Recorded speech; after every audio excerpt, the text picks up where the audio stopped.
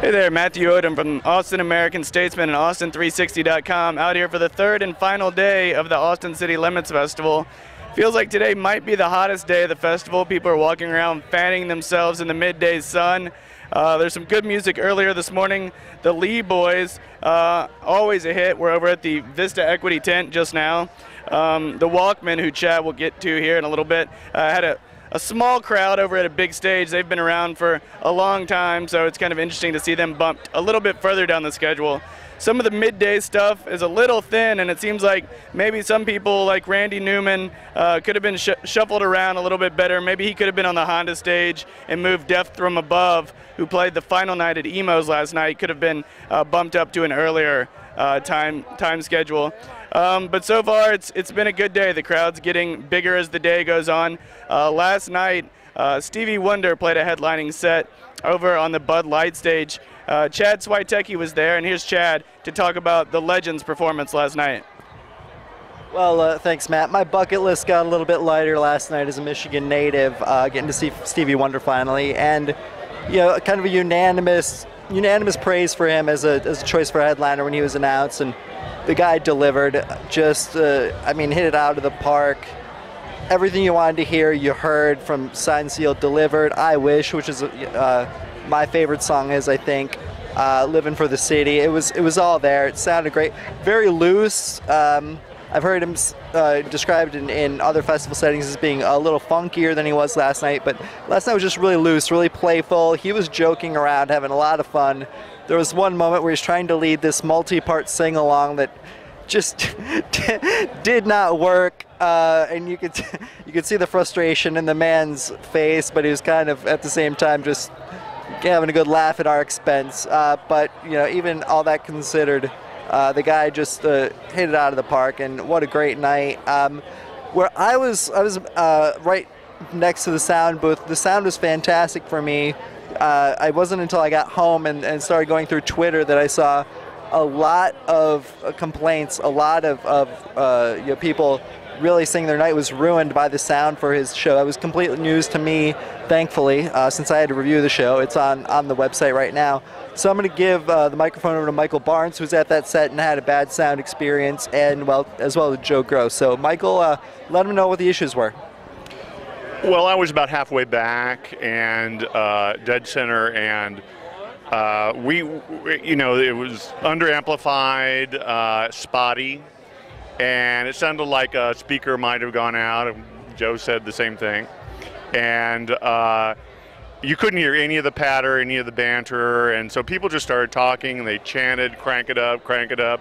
And finally, they just started leaving from that section because we were hearing the bass from My Morning Jacket, but not Stevie. That's what we were camped out for. But Joe's going to talk more about the sound issues all through the festival. Thank you, Michael. The irony of the Stevie Wonder set being problematic is that this is one of the best sounding festivals that I can recall.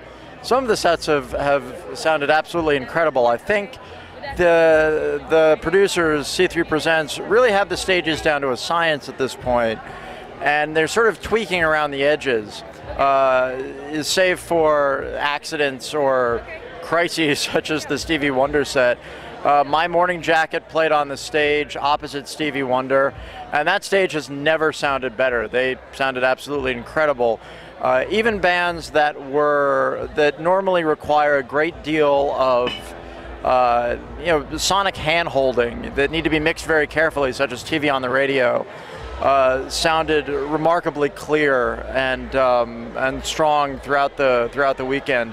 So on the whole, I think the sound has been very good, but the Stevie Wonder problem is going to leave a lot of fans with a bad taste in their mouths, even though there were plenty of people that apparently could hear just fine.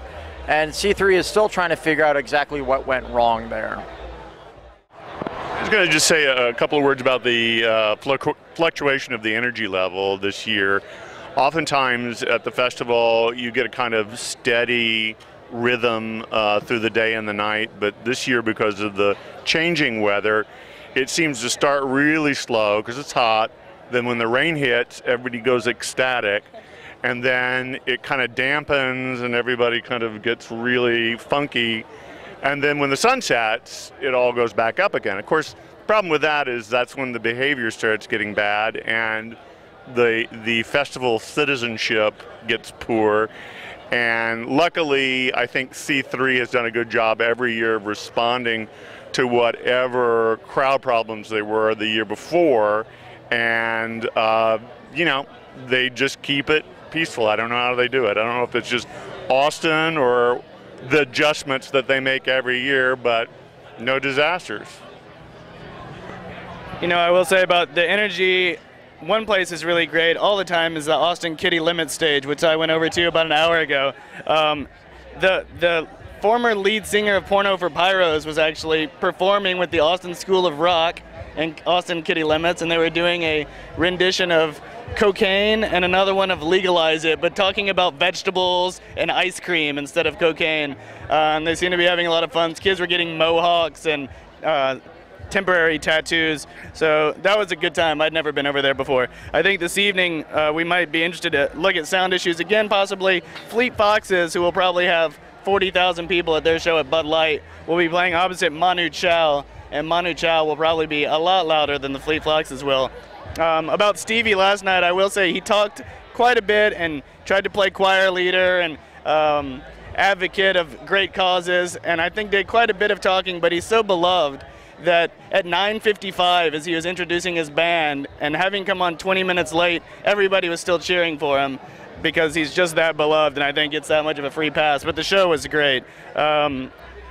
Anything else you're looking forward to tonight, Chad? Just one more note on Stevie. Right as he was kind of entering that home stretch you were talking about, he just breaks out with a few keyboard licks and some kind of vocalizations of a song that he's just still writing. And he kind of turned the set into a 5-minute rehearsal session. Yeah. And people are cheering and chanting and singing along. And if that doesn't tell you what kind of hold he had on that crowd, I mean, who else can get away with that? I don't think anybody can.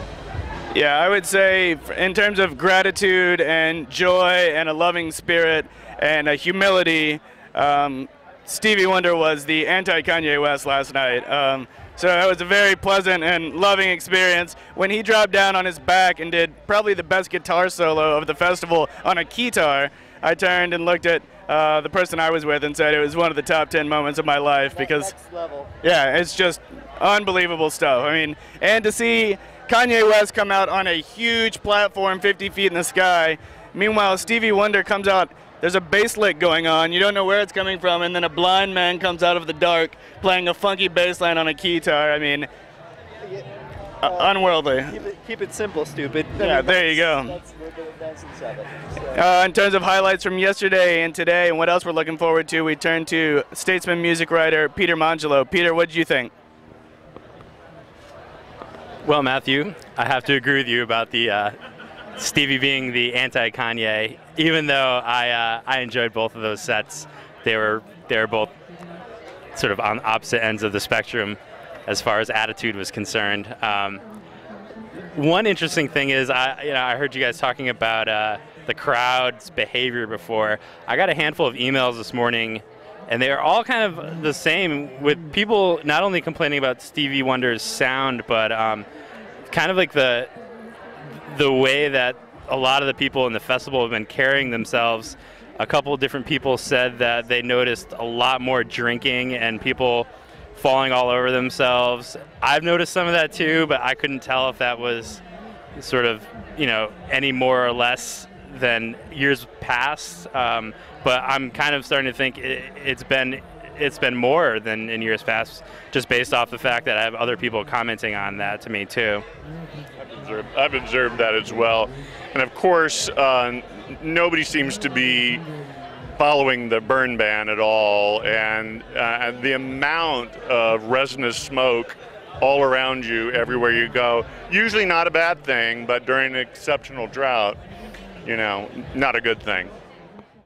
I guess it's somewhat related to the festival because it was an ACL after show, but last night, in what was not completely unexpected but not really announced either, the Death from Above 1979 after show at Emo's turned out to be the final show at the outside stage at that venue, which has been open since 1992.